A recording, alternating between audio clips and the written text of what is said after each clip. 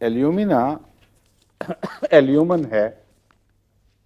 ایلیومن کا مرکزی مادہ یعنی وہ دھات جس پر ایلیومن سالٹ بنتا ہے.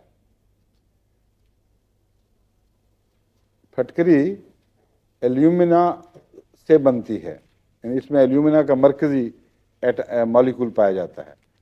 اور ایلیومنا آپ جانتے ہیں سب، ایلیومینم نہیں ہوتا جو برتن وغیرہ جو روزمرہ کے بنتے ہیں اور بڑی کثرت سے استعمال ہوتا ہے.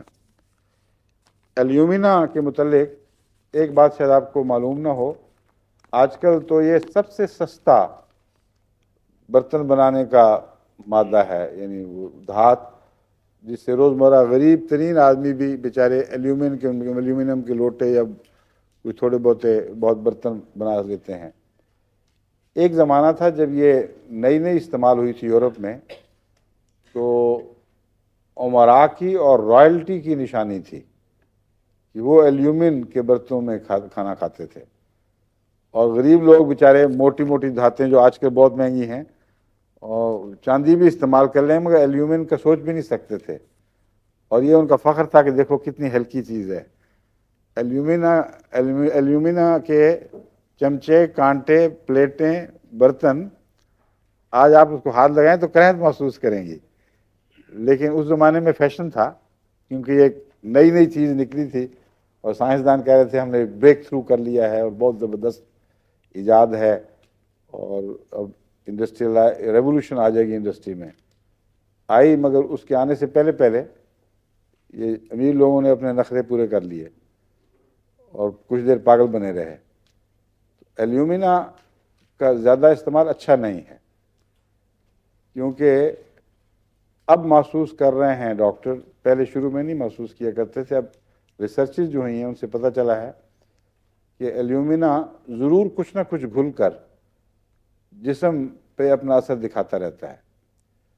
اور اس کی ایک خصوصیت ایسی ہے جس سے میں سمجھتا ہوں کہ ہمیں اس کے متعلق زیادہ احتیاط کرنی چاہیے. آرٹیریو سکلروسس میں یہ چوٹی کی دوا ہے، جس کا مطلب یہ ہے کہ آرٹیریو سکلیروسس پیدا کرنے کا اس میں مادہ موجود ہے، اور اس سے مراد یہ ہے کہ خون کی رگوں میں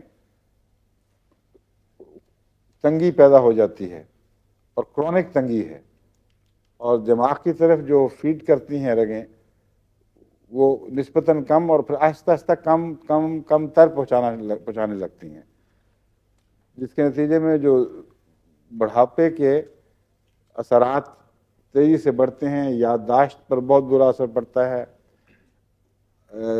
عضلات سخت ہونے شروع ہو جاتے ہیں اور بیکار ہونے لگتے ہیں. بعض دفعہ ہائی بلڈ پریشر ہوتا ہے، بعض دفعہ لو بلڈ پریشر ہوتا ہے. آرٹیریو سکلیروسس کے متعلق عام طور پر لوگ سمجھتے ہیں کہ ضرور اس کا ہائی بلڈ پریشر سے تعلق ہوگا، مگر ضروری نہیں ہے. ہائی بھی ہوتا ہے، لو بھی ہوتا ہے، اور مریض تیزی سے ڈسیبل سا ہوتا چلا جاتا ہے، ذہنی لحاظ سے بھی عضلاتی لحاظ سے بھی. تو ایلیومنا اگر آپ اس کو دیں گے تو جلدی فائدہ کی امید نہ رکھیں، کیونکہ یہ بہت سلو ایکٹنگ دوا ہے، اور اس لیے کہ بہت سلو ایکٹنگ زہر ہے. جو زہر آہستہ آہستہ جسم پر اثر دکھاتا ہے، وہ جب دوا بنتا ہے تو دوا بھی آہستہ آہستہ اثر دکھاتی ہے اور سالوں پر بعض دفعہ اثر پھیلتا ہے.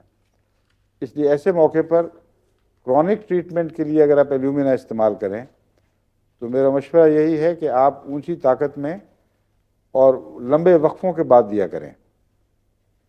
مثلا مہینے کے بعد 1000 طاقت میں یا 10,000 میں، یا اگر 200 استعمال کرنی ہے تو 10ویں دن ایک خوراک دے دی، اور اس کا جب اثر ظاہر ہوگا اگر ہوا تو ایکیومولیٹڈ اثر پھر ظاہر ہوتا ہے.